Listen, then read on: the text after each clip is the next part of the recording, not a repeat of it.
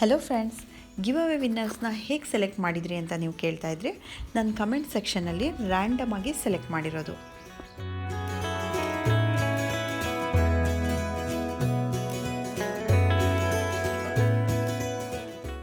ನನ್ನ ಸಬ್ಸ್ಕ್ರೈಬರ್ಸ್ಗೆ ಗಿಫ್ಟಾಗಿ ಕೊಡೋದಕ್ಕೆ ಈ ಸಕ್ಯುಲೆಂಟ್ ಪ್ಲ್ಯಾಂಟ್ನೇ ಯಾಕೆ ಸೆಲೆಕ್ಟ್ ಮಾಡಿಕೊಂಡೆ ಅಂತ ನಿಮ್ಗೆ ಹೇಳ್ತೀನಿ. ಇವಾಗ ವಿಂಟರ್ ಸೀಸನ್ ಇರೋದ್ರಿಂದ ನಾವು ಯಾವುದೇ ಪ್ಲ್ಯಾಂಟ್ ಹಾಕಲಿ ಗ್ರೋ ಆಗೋಕ್ಕೆ ತುಂಬ ಟೈಮ್ ಬೇಕಾಗುತ್ತೆ. ಆದರೆ ಈ ಸಕ್ಯುಲೆಂಟ್ಸ್ ಹಾಗಲ್ಲ, 1 ವೀಕ್ ಒಳಗೆ ಗ್ರೋ ಆಗುತ್ತೆ. ಅದು ಹೇಗೆ ಗ್ರೋ ಆಗುತ್ತೆ ಅನ್ನೋದನ್ನ ನಾನು ಸ್ಟೆಪ್ ಬೈ ಸ್ಟೆಪ್ ನಿಮಗೆ ತೋರಿಸ್ತೀನಿ.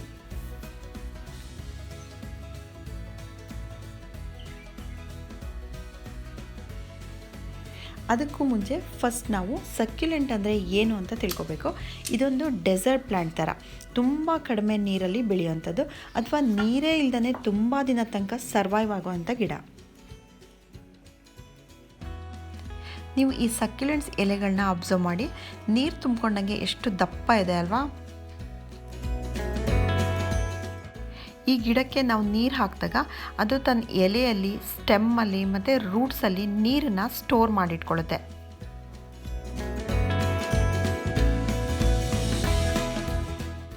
ಬೇರೆ ಗಿಡಗಳಿಗೆ ಹಾಕ್ದಂಗೆ ಡೈಲಿ ನೀರು ಕೊಡಬಾರ್ದು.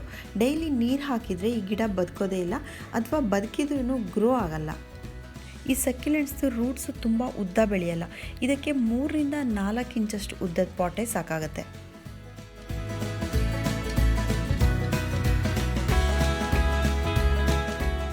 ಮನೆಯಲ್ಲಿ ಯೂಸ್ ಆಗದಿರೋ ಹಳೆ ಕಾಫಿ ಮಗ್ಸ್ ಇರುತ್ತಲ್ಲ, ಅದನ್ನು ಕೂಡ ನೀವು ಈ ಸಕ್ಯುಲೆಂಟ್ಸ್ ಹಾಕೋದಕ್ಕೆ ಯೂಸ್ ಮಾಡ್ಕೋಬೋದು. ಅದರಲ್ಲಿ ಡ್ರೈನೇಜ್ ಹೋಲ್ ಇರಲ್ಲ ಅಂತ ನೀವು ಹೇಳ್ಬೋದು. ಈ ಸಕ್ಯುಲೆಂಟ್ಸ್ಗೆ ಡ್ರೈನೇಜ್ ಹೋಲ್ ಇಲ್ಲದೆ ಹೋದರೂ ನಡೆಯುತ್ತೆ, ಆದರೆ ನೀರು ಮಾತ್ರ ತುಂಬ ಕಡಿಮೆ ಹಾಕಬೇಕು.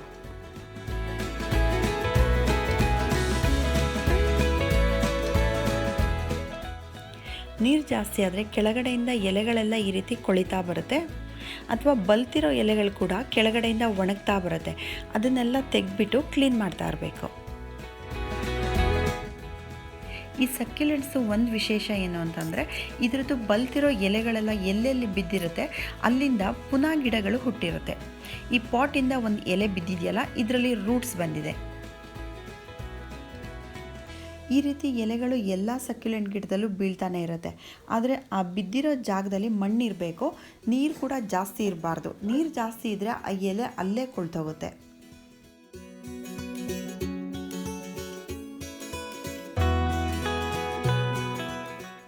ಎಲೆಗಳಿಂದನೇ ಸಕ್ಯುಲೆಂಟ್ ಪ್ಲ್ಯಾಂಟ್ನ ಹೇಗೆ ಬೆಳೆಯೋದು ಅಂತ ತೋರಿಸ್ತೀನಿ ಇವಾಗ. ನಾನು ಈ ಗಿಡದಲ್ಲಿ ತಳಭಾಗದಲ್ಲಿ ಇರೋವಂಥ ಬಲ್ತಿರೋ ಎಲೆಗಳನ್ನ ಕಟ್ ಮಾಡ್ಕೊಳ್ತಾ ಇದ್ದೀನಿ. ಇದರಲ್ಲಿ ಈಗಾಗಲೇ ಎಲೆಗಳು ಮಣ್ಣಿನ ಮೇಲೆ ಬಿದ್ದು ಅಲ್ಲಿಂದನೇ ಹೊಸ ಗಿಡಗಳು ಹುಟ್ಟಿರೋದು. ಇದೆಲ್ಲ ಎಲೆಯಿಂದನೇ ಹೇಗೆ ಗಿಡ ಬಂದಿದೆ ನೋಡಿ. ಅದರಲ್ಲಿ ಇದೆಲ್ಲ ಚಿಕ್ಕ ಚಿಕ್ಕ ಬೇಬಿ ಸಕ್ಯುಲೆಂಟ್ಸ್.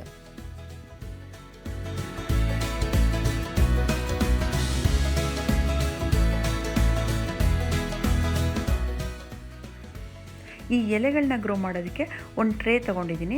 ಆ ಟ್ರೇಗೆ ಮಣ್ಣು ಮತ್ತು ಗೊಬ್ಬರ ಎರಡನ್ನೂ 1 ಕಪ್ ಹಾಕ್ಕೊಂಡಿದ್ದೀನಿ. 2 ಕಪ್ನಷ್ಟು ಮರಳು ಹಾಕ್ಕೊಂಡಿದ್ದೀನಿ.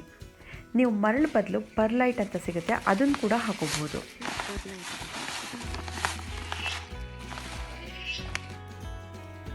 ಈ ಎಲೆಗಳನ್ನ ಈ ರೀತಿ ಮಣ್ಣಿನ ಮೇಲೆ ಸುಮ್ಮನೆ ಇಟ್ಕೊಂಡು ಹೋದರೆ ಸಾಕು. ಅದರಲ್ಲೇ ರೂಟ್ಸ್ ಬೆಳೆದು ಅಲ್ಲಿಂದನೇ ಒಂದು ಹೊಸ ಗಿಡ ಬರುತ್ತೆ. ನೀರು ಮಾತ್ರ ವಾರದಲ್ಲಿ 1 ದಿನ ಅಥವಾ 2 ದಿನ ಸುಮ್ಮನೆ ಹಾಗೆ ಚಿಮುಕ್ಸಿದ್ರೆ ಸಾಕು.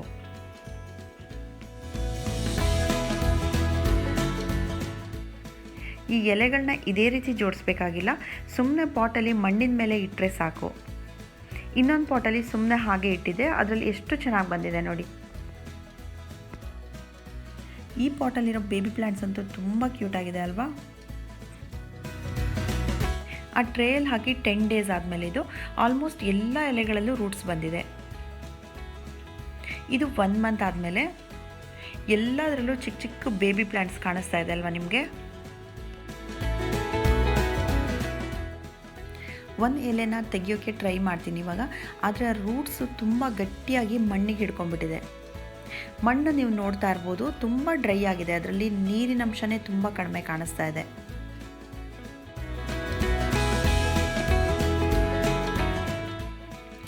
ಈ ಟ್ರೇನಲ್ಲೇ ಸೆಲೆಕ್ಟ್ ಮಾಡಿಬಿಟ್ಟು ಗಿವ್ ಅವೇ ವಿನ್ನರ್ಸ್ಗೆ ಕೊಟ್ಟಿರೋದು ನಾನು. ಪ್ಯಾಕಿಂಗ್ ಮಾಡೋದಕ್ಕೆ ಈ ಚಾಕ್ಲೇಟ್ ಬಾಕ್ಸಸ್ನೇ ತೊಗೊಂಡಿದ್ದೀನಿ. ಚಾಕ್ಲೇಟ್ ಬಾಕ್ಸ್ ಆದರೆ ಸ್ಟಿಫಾಗಿ ಕೂತ್ಕೊಂಡಿರುತ್ತೆ. ಪೇಪರ್ನಲ್ಲಿ ರ್ಯಾಪ್ ಮಾಡಿಬಿಟ್ಟು ಕಳಿಸಿದರೆ ಅದರದ್ದು ಎಲೆಗಳು ತುಂಬ ಸಾಫ್ಟ್ ಇರೋದ್ರಿಂದ ಬ್ರೇಕ್ ಆಗಬಹುದು ಅಂತ ನಾನು ಈ ಚಿಕ್ಕ ಚಾಕ್ಲೇಟ್ ಬಾಕ್ಸ್ಗಳನ್ನ ತೊಗೊಂಡಿದ್ದೀನಿ. ಈ ಬಾಕ್ಸಿನ ತಳಕ್ಕೆ ಕೋಕೋ ಪಿಟ್ನ ಸ್ವಲ್ಪ ವೆಟ್ ಮಾಡಿಬಿಟ್ಟು ಹಾಕ್ತಾಯಿದ್ದೀನಿ. ನಾವು ಕೊರಿಯರ್ ಕಳಿಸ್ಬೇಕಾದ್ರೆ ಇನ್ ಕೇಸ್ 2-3 ಡೇಸ್ ಏನಾದರೂ ಲೇಟ್ ಆದರೆ ಗಿಡಗಳು ಡ್ರೈ ಆಗಬಾರ್ದು ಅಂತ ನಾನು ತಳಕ್ಕೆ ಕೋಕೋ ಪಿಟ್ ಹಾಕಿಬಿಟ್ಟು ಅದ್ರ ಮೇಲೆ ಗಿಡನ ಇಡ್ತಾಯಿದ್ದೀನಿ. ಈ ಸಕ್ಯುಲೆಂಟ್ಸ್ ಪ್ಲ್ಯಾಂಟ್ಸು ತುಂಬ ಸಾಫ್ಟ್ ಇರೋದ್ರಿಂದ ತುಂಬ ಕೇರ್ಫುಲ್ಲಾಗಿ ಹ್ಯಾಂಡಲ್ ಮಾಡಬೇಕು. ಒಂದು ಸಲ ಈ ಗಿಡಗಳನ್ನ ಪಾಟಲ್ಲಿ ನೆಡೋವರೆಗಷ್ಟೇ ಕೇರ್ಫುಲ್ ಆಗಿರಬೇಕು. ಆಮೇಲೆ ಇದನ್ನೇನು ಜಾಸ್ತಿ ಕೇರ್ ಮಾಡಬೇಕಾಗಿಲ್ಲ. ವೀಕ್ಲಿ ಒನ್ಸ್ ನೀರು ಕೊಟ್ಟರೆ ಸಾಕು. ಇದಕ್ಕೆ ನ್ಯೂಟ್ರಿಷನ್ ಕೂಡ ಜಾಸ್ತಿ ಬೇಡ. ಇದು ಬರೀ ಮರಳಲ್ಲಿ ಕೂಡ ಬೆಳೆಯುತ್ತೆ. ಒಂದು ಪ್ಯಾಕಲ್ಲಿ 3 ಸಕ್ಯುಲೆಂಟ್ಸ್ ಬರೋ ಥರ ಪ್ಯಾಕ್ ಮಾಡಿದ್ದೀನಿ. ಗಿಡಗಳು ಬೇಗ ಡ್ರೈ ಆಗಬಾರ್ದು ಅಂತ ಅದ್ರ ಮೇಲ್ಗಡೆ ವೆಟ್ ಟಿಶ್ಯೂಯಿಂದ ಕವರ್ ಮಾಡಿದ್ದೀನಿ.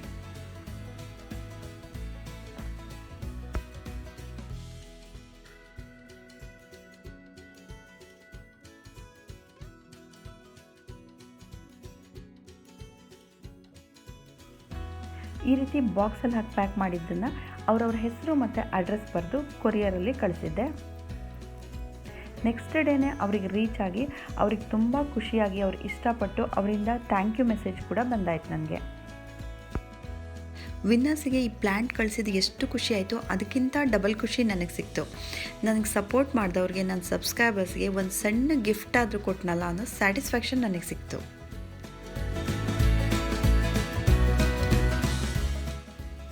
ಈ ಸಕ್ಯುಲೆಂಟ್ಸ್ನ ದೊಡ್ಡ ಪಾಟಲ್ಲಿ ಹಾಕಬಾರ್ದು. ದೊಡ್ಡ ಪಾಟಲ್ಲಿ ನೀರು ತುಂಬ ಹೊತ್ತು ನಿಲ್ಲುತ್ತೆ. ತುಂಬ ಸಣ್ಣ ಪಾಟಲ್ಲಿ ಈ ಸೈಜಿನ ಪಾಟ್ಗಳಲ್ಲಿ ಹಾಕೋಬೋದು. ನೀವು ನರ್ಸರಿಗಳಲ್ಲಿ ನೋಡಿದ್ರೂ ತುಂಬ ಸಣ್ಣ ಪಾಟ್ಗಳಲ್ಲೇ ಹಾಕಿರ್ತಾರೆ. ನೀವು ಎಲ್ಲೇ ಸಕ್ಯುಲೆಂಟ್ಸ್ನ ಅಬ್ಸರ್ವ್ ಮಾಡಿ ತುಂಬ ಸಣ್ಣ ಪಾಟ್ಗಳಲ್ಲೇ ಹಾಕ್ಕೊಂಡಿರ್ತಾರೆ ಅಥವಾ ಈ ರೀತಿ ಕಾಫಿ ಮಗ್ಗಲ್ಲಿ ಹಾಕಿರ್ತಾರೆ. ನೀವು ಒಂದು ಟ್ರೇನಲ್ಲಿ ಕೂಡ ಬೆಳಿಬೋದು ಸಕ್ಯುಲೆಂಟ್ಸ್ನ.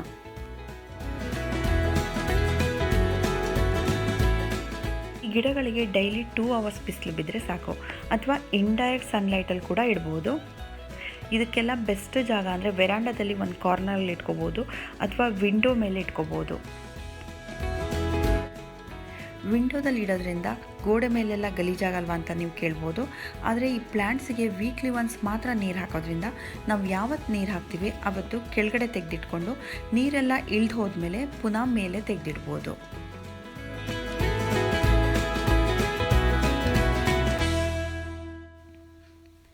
ಇಂಡೋರಲ್ಲಿ ಇಡೋದಕ್ಕೆ ಬೆಸ್ಟ್ ಪ್ಲ್ಯಾಂಟ್ ಇದು.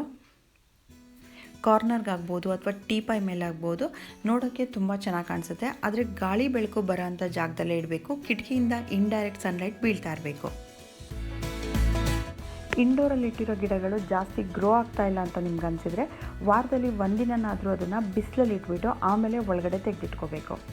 ನೀರನ್ನು ತುಂಬ ಕಡಿಮೆ ಹಾಕಬೇಕು. ನೀರು ಜಾಸ್ತಿ ಹಾಕಿದರೂ ಕೂಡ ಈ ಸಕ್ಯುಲೆಂಟ್ಸು ಗ್ರೋ ಆಗಲ್ಲ.